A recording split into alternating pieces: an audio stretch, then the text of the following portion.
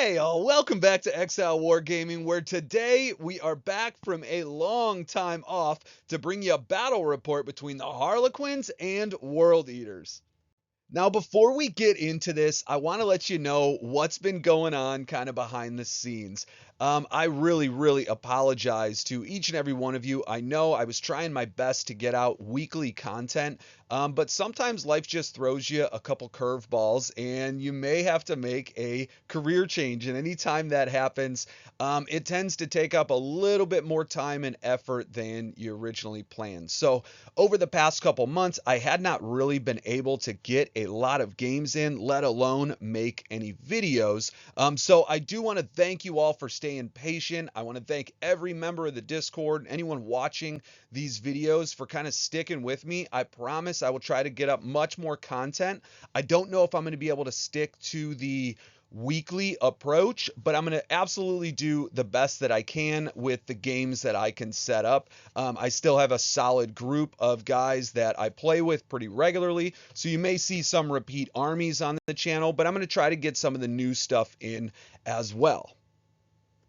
Now, a couple months ago, I had kind of stumbled on a very heavy-handed style of gameplay for the Harlequins, utilizing a ton of Craft World counterparts like Fire Dragons, a Banshee with the Autarch, and a few other units to just essentially alpha strike our opponent and just do a hefty amount of damage inside of a single turn as long as we hit our charges.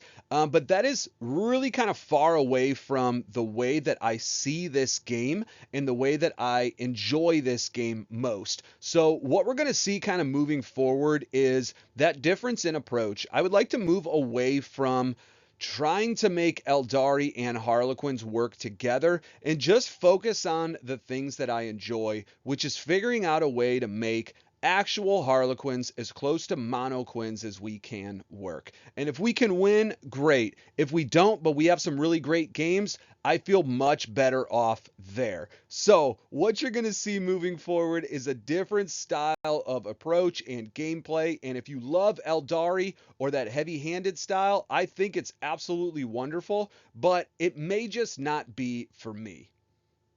So the list we're running today is really looking to take advantage of the number of turns in the game and a high volume of OC on the board. The goal of this list is to essentially cage our opponent as long as we can for the first couple turns of the game, try to run away with the score, and then steal some objectives at the end of the game.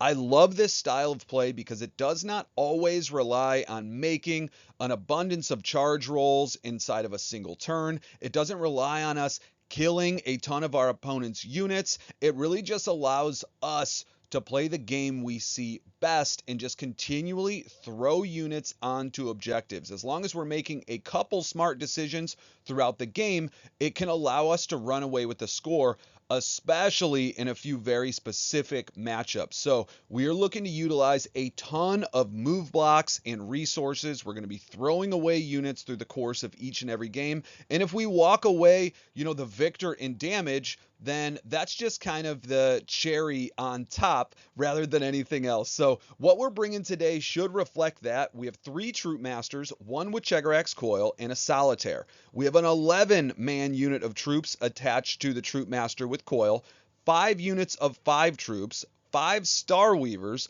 2 units of Rangers, 1 unit of Corsairs, then 2 units of 3 Shroud Runners. What we want is something kind of like the Drukhari Beast Pack to be able to sprint up the board if we really need to in the early turns, especially if we get turn 1, and just cage our opponent in their deployment zone early on. If we don't get turn 1, the Shroud Runners are a really great utility piece to remove cover from our opponents and let all of our Star Weavers start doing some actual work. But one of my favorite aspects of this list are actually the incorporation again of Sky Weavers. We're bringing 3 units of 2 with Zephyr and Haywire. So hopefully at the end of this, we can run away the victor with 20 total units at 2,000 points on the nose. If we combine this with our ability to resurrect characters, we can be upwards of almost 24, 25 units on the table and out-activate our opponent throughout the course of the game. Now, this is our first game back in a while, and we're headed off against the World Eaters in the Berserker Warband. Our opponent's bringing a Demon Prince with the Helm of Brazen Ire, Karn the Betrayer attached to a 10-man unit of Khorne Berserkers, a Master of Executions with the Berserker Glaive attached to another 10-man unit of Berserkers inside of 2 Rhinos. He has 2 units of 2 Chaos Spawn, 2 units of 3 8-bound, 1 unit of 3 Exalted 8-bound, 2 units of Jackals, and 2 Forge Fiends. Now, our opponent is coming in at 14 total units at 1,995 points. We're going to be playing Mission C, which is Linchpin and Tipping Point style deployment on GW Terrain Layout 6. Now, seeing it all on the table, this list is as close as I've come in a very, very long time to monoquins. The only units that we are running that are not Harlequins are the Shroud Runners and Rangers. There should have been 3 units of Rangers and 0 Corsairs. Unfortunately, I didn't have the models. I need to pick up a few more Rangers, and I think that's pretty fair if we're considering this to be monoquins. But as you can see on this board, there is a ton of clowns. So what we wanted to do in deployment is essentially cage our opponent from being able to engage us or take advantage of those scout moves with either their 8-bound or their Chaos Spawn. So we have our units of Rangers positioned all the way up as close as we can to their deployment zone. And essentially what we're doing is we're waiting for our opponent to move up. If they need to, then we can reactive these Rangers on or off the objectives. Hopefully, if we needed to, we can close up this space here if our opponent decides they want to move their Rhino up and out. That's perfectly fine as well, but we basically set this up to just move block most of this in here. Now, this is Linchpin and Tipping Point style deployment, so we are going down this L over here. What we wanted to do essentially is just place as much symmetry as we can across the board. At the bottom end, by our kind of natural expansion, we have 2 Star Weavers. One is a bare bones unit of troops. The other has a Troop Master inside of it and a unit of Sky Weavers. We can essentially just keep attacking this point in waves. If we can move block our opponent on turn 1, on this section of the board, we are in really great shape. We can stage and score. Our opponent will have to come out and kill these Rangers. Then we can kill whatever he has afterwards, and then hopefully hop back inside of the Star Weavers and follow up for another move block on the second turn with these units of Shroud Runners, or we can use a unit of Bare Bones troops to move block this again, just continually holding our opponent in this section of the board. On the top, we can do the same thing. This is why we have our Shroud Runners up here. If we get to go first, we're just going to push all of these up and block all of this as best we can. Then we're going to stage the Shroud Runners to follow up and do that again, or another unit of troop behind this. Okay, so you have Shroud Runners, Sky Weavers on top over here. We have 2 Star Weavers, one with a Troop Master, one Bare Bones. We have another unit with a Troop Master over here, and we have a Sky Weaver in the center. We're pretty much just setting up everything to be able to shift towards any section of the board if we really needed to. Now, our opponent is also using a good bit of symmetry. He has a Rhino with Karn down here, Forge Fiend, and a unit of 8-bound right over here. He has a unit of Spawn just kind of ready to push up if he really needs to, if he gets that turn 1. Another unit of 8-bound, and then unfortunately, this is a Demon Prince. Our opponent did not have that painted up, so we're using a Hellbrute. We have a unit of Chaos Spawn over here and Jackals, and then another Rhino with Khorne Berserkers and a Forge Fiend, and then on his back objective, he has a unit of Jackals as well. So he could pretty much stack everything over here if he can get into our lines with a 6-inch pile in and consolidate with these Berserkers. It could spell doom, but hopefully all these Star Weavers protect our units from getting clapped into too hard, too quick. Now, unfortunately for us, our opponent does get to go first and draws recover assets and engage on all fronts. Now, that's actually really great for us. He ditches recover assets to get a CP and then ends up scoring engage on all fronts for 2. He pushes up this unit of Chaos Spawn to bring down our Rangers over here, and fortunately, he rolled miserably, and we do walk out with 2 Rangers still alive. I think we made like 4 or 5 up saves on top of it, so that worked out really, really well for us. This unit of Rangers ended up shifting over just a little bit to try to go for the move block, and he pulled out his Forge Fiend to shoot them down and just try to clear the early game screens. This Rhino pushed up, these Exalted or these regular 8-bound shifted up over here, and this Forge Fiend stayed put. He's keeping everything in the center, and I believe a Rhino and Chaos Spawn are now holding this top objective over here.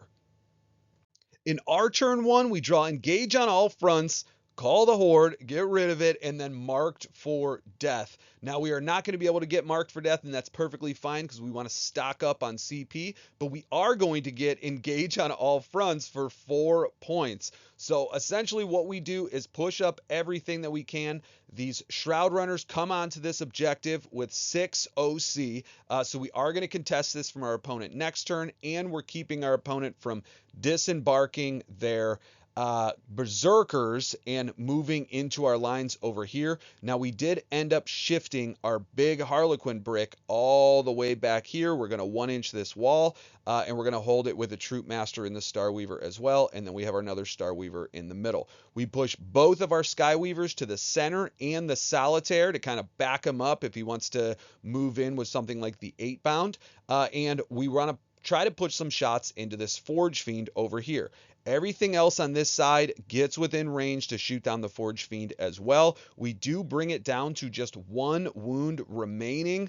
Unfortunately, we rolled, I think, 6 devastating wounds with these Sky Weavers. I think we only got 3, and then we were able to get him to roll, I believe, a 1 on some lethal hits from this Star Weaver up top. So basically what we're doing is just forcing our opponent out over here without being able to crash into our lines, and then hopefully in the clapback we can deal with the Berserkers at a distance so they can't blood surge into us afterwards.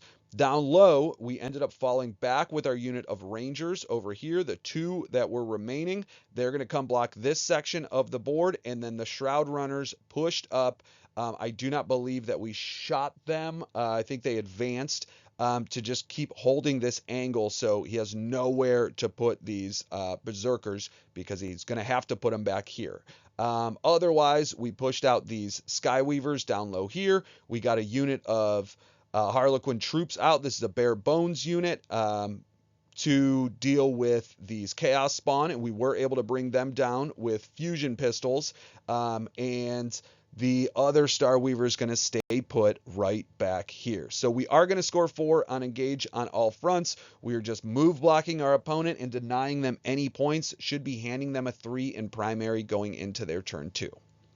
In our opponent's turn 2, they score their 3 in primary and then draw no prisoners and tempting target. We chose this bottom objective over here as the tempting target, and he is going to end up getting no prisoners. Unfortunately for us, we were not able to bring down this Forge Fiend, and it is able to fire into the Sky Weavers up top here, and I believe this Forge Fiend brings it down as well. He shifts up the 8-bound to deal with these Shroud Runners, and this Rhino kind of stays put. Actually, it shifts all the way up to the edge, and we end up reactive moving the Rangers down a bit so we couldn't get a great angle with the Forge Fiend. The Sky Weavers down here are fine. The Star Weavers fine. Our troops re-embarked into it. We are just set up for another turn to close him in over here. If I would have thought a little bit more clearly, I would have just put the Solitaire on this objective, so we would have scored a bit more primary early on.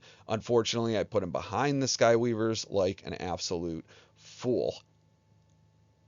In the charge phase, the 8-bound are definitely able to bring down the Shroud Runners, and the Spawn end up diving into these Shroud Runners over here. We were within heroic intervention range, where we then pushed up the bikes. Now, unfortunately for our opponent, his Chaos Spawn, I believe, hit on 4s naturally, and hitting into Sky Weavers means they're hitting on 5s, even though they're getting sustained, it ends up being a little bit of a math skew. He does not opt to go for the Shroud Runners and their 3 wounds, and goes into the Skyweavers and is only able to bring down 1 of them. So we do tie all of this up in combat. We are only able to bring down 1 of the Chaos Spawn in return, though. Our opponent will end up scoring 5 points on no prisoners, however. And I believe that last turn where our opponent decided to not disembark his Berserkers to deal with all of this over here was the game changer. So what ended up happening from here is we drew our secondaries, which was Sabotage and Establish Locust, and then we pushed up everything that we could to just cage all of this up top here. Our lone Skyweaver used Fallback, Shoot, and Charge, and is going to end up coming up and bringing down this Forge Fiend. Our other unit of troops are going to get out and shoot into this Rhino over here. They're going to get back in at the end of the phase. They cannot charge. We didn't have the distance to make that happen. We fall back with the Shroud Runners just a bit to continually cage all of this as well. And then we bring up our Troop Master unit out of the Star Weaver to deal with this lone Chaos Spawn up here. They're just going to re-embark into this Star Weaver afterwards. This Star Weaver up here, these Harlequin troops, this Star Weaver, all ended up putting shots into this Rhino, and we are able to bring it down to just 5 wounds remaining. On the bottom section of this board, our bare bones unit of troops comes up to just kind of line this Rhino so it can't move as well. We are going to put shots into these 8-bound. The Solitaire is going to stay put on the midfield objective. We just want to get some primary.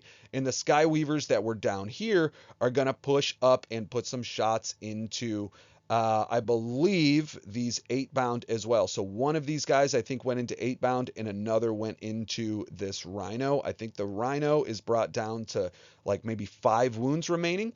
And then this Star Weaver and this Star Weaver are going to put shots into these 8-bound, and we are able to bring them down in shooting. Everyone else is just screening these different sections of the board. Our unit of troops that was inside a Star Weaver with a Troop Master came out down here to hold this objective, and we can pop into this Star Weaver at the end if we wanted to. But basically all we were looking to do is bring down some vehicles, cage our opponent, and kind of tie them up on their section of the board. If we could run away with like a 13 or a 15 in primary, we are absolutely killing it. We scored 13 this turn already. So in the charge phase, all we wanted to do is tie up this Rhino and make it impossible for our opponent to disembark all of their Berserkers. So we charged with the Star Weaver and we charged with the Sky Weaver up here, and our opponent used Heroic Intervention on the Jackals to bring it in. Now, again, the Jackals are hitting on 5s and wounding on 5s. We are able to keep the Sky Weaver alive at just 1 wound remaining. We charge our Skyweavers into this Rhino, and then end up getting to pile into the Forge Fiend as well. And our unit of bare bones troops goes into this Rhino afterwards. The Skyweavers are able to bring down this Rhino. These troops have not attacked yet. Our opponent has to use emergency disembark and get all of these guys out up front over here. And I think he loses 2 in the process. And at the end of the charge itself, we then get to pile in, or I'm sorry, consolidate with a good 6-inch consolidate into the Forge Fiend. We were close. We could go here. We can go here. And brought down the Forge Fiend to just 4 wounds remaining. I think we did like 6 or 7 devastating wounds. So that was pretty nice. We definitely weren't expecting that, but we do walk away at the end of this turn with 3 points in Sabotage and 2 points in Establish Locus. In our opponent's turn 3, we handed them another 3 points in primary. They draw Storm Hostile, Objective, and Marked for Death. So we choose a few of our guys way in the back, so we couldn't get marked for death. And then he's got to take this center section of the board. So he moves up the Demon Prince. And then this unit of Khorne Berserkers with Karn, they're going to get into engagement range with our Solitaire, attempting to charge that. We then heroically intervene with our Chagrath Coil Brick and drop 3 of the Khorne Berserkers, and then the Solitaire actually went absolutely bananas. He would have killed 7 Berserkers. We would have wiped the entire squad. Our opponent ended up selecting, I think, sustained hits and fight on death for this turn, and he used a -1 damage strat on the Berserkers. So we were not able to bring down all of them immediately. Some of them did get to fight back in between Karn after the Solitaire hit and the remaining Berserkers. He was able to bring down all but 2 of our troop and the troop master himself. Fight on death is pretty good, and Khorne Berserkers have a million attacks. Now, our opponent rapid ingressed a unit of Exalted 8-bound last turn, and they did make a charge into this Starweaver. Our Harlequin troop disembarked just in case the Jackals brought down this Skyweaver over here. I didn't want them to consolidate onto this objective. We still do hold it with at least 4 OC from the Shroud Runner. So we are going to hold this from our opponent and score it at the end of the turn, but the Starweaver was brought down and these Harlequin troops are there. The Skyweaver over here just holds tight for another turn. The 8-bound who were in the center end up charging with a unit of Jackals into our Harlequin troops. Unfortunately, -1 to hit again on these Jackals, let them survive, and the 8-bound could not pile into the Skyweavers, so we are going to stay in combat with the Forge Fiend. At the end of that turn, our opponent scored 0 points in secondaries, used a good amount of their command points, lost this brick in the center, and Karn is now down to 1 wound remaining. Now, we did take our licks. We lost almost all of this troop brick. We've lost this unit of Harlequin troops over here. And we lost a Starweaver up top. Fortunately for us, we still have a ton of OC on the board, and all we need to do now is go stand on objectives. In the last turn, our opponent did use a fallback, and he passed his test for this Rhino. So it moved from up here all the way back here. All we needed to do now is block this in, destroy the Rhino, and there is nowhere for the Berserkers to go. They cannot get out within 6 inches. We have surrounded it entirely. So all we really need to do right now is figure out a way to pop it. And we are able to make this happen in the shooting phase. I think we may have used a grenade and then fusion pistols. And that was all she wrote. So our unit of Harlequin troops up here is just pushing to get some shots in wherever they need to. Hopefully we can clean up these Jackals. We end up shooting down Karn in the shooting phase with pistols. He is going to get back up at the end. And then we're just going to make our way towards this Demon Prince, who we did put a good number of shots into from these Starweavers. I think we only bring him down a couple wounds, though, in that phase. Back here, we use fallback, shoot, and charge with the Skyweavers and are going to bring the Forge Fiend down a good bit. I think down to 2 wounds remaining if we didn't pick him up all the way. And then this unit of Harlequin troops with the Troop Master is just going to try to go after this unit of 8-bound. In the charge phase, we're able to pick up the Jackals with our unit of troops and a Skyweaver. Our Solitaire charges Karn and easily brings him down, thank God. Our unit of troops that was over here ends up charging into the Demon Prince and brings him down to just 3 wounds remaining, as well as the Starweaver that went in. He did bring down all of these Harlequin troop, the Troop Master and the 2 troop remaining. We resurrect the Troop Master, gets back into the Starweaver afterwards, so we're just tying him up into combat. And then our Harlequin troop with Troop Master down here brings the 8-bound down to just 1 wound remaining on 1 guy, and there's a few Jackals over here. So moving into turn 4, we had essentially taken control of the entire table. I did not expect to table my opponent, but there was really nowhere for him to go. We were able to bring down the Demon Prince in the center of the table right over here. The Jackals got cleaned up. The Final 8 bound got cleaned up as well going into our final turn. So we do walk away the victor 95 to 23. We max our primary and hold our opponent to just 6 over the course of this game. Our secondaries were really great as well. We scored 35 out of 40. We just missed a few opportunities in those early turns. But for the most part, that's going to happen. A lot of times on turn 1, we want to get rid of an extra secondary to get that command point. Sometimes just having those extra grenades or the ability to resurrect or fall back, shoot, and charge just means so much more. Or if we want to play that game with heroic intervention and bloody dance in the same turn, it allows us to really just clap in with everything, maybe when our opponent wasn't expecting it.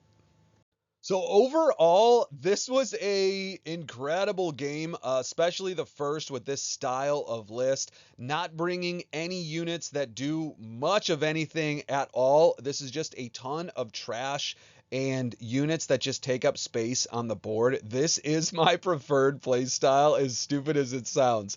But the games just tend to be a good bit less swingy. I don't have to worry about making a ton of charges. I don't have to worry about eliminating a ton of my opponent's unit or rolling appropriately. All I need to do is just hold them in a section of the board and get more OC on objectives. And those are things that are very easily in my control. If your opponent does not have a bunch of fly keywords, ways to jump over your screens, you can very easily run away with the score in those early turns and just save a few units at the end to contest a couple objectives throughout the course of the game.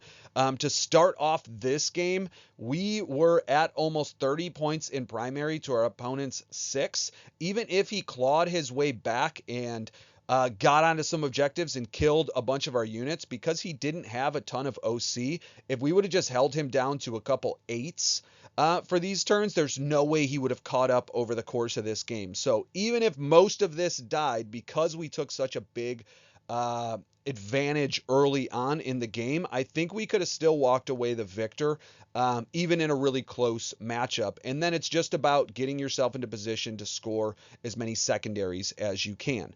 The Shroud Runners felt really solid, especially as a move block. They're not a unit that your opponent wants to go out of their way to target, especially when they only have a specific number of units that can do damage. And that ignore cover modifier seems like it could be really, really relevant with the shuriken cannons, especially into something that has a really solid 2-up save or marine bodies. Getting them to save on 4s means everything.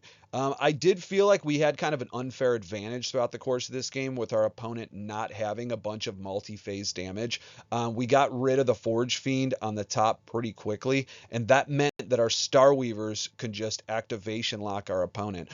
If they cannot bring a Star Weaver down in shooting, that means they're not doing anything with the troops inside, and it's those fusion pistols and grenades and +1 to wound on the charge that really do a lot of the heavy lifting. So that was really, really nice to see. The Skyweavers actually felt great. I don't know if it was just this specific matchup, but everything that they seemed to fight into was hitting them on 5s. A bunch was wounding them on 5s as well, and they survived a good bit longer than I expected. They did enough chip damage into the vehicles where it let our fusion pistols, one random here or there, get through, finish the job.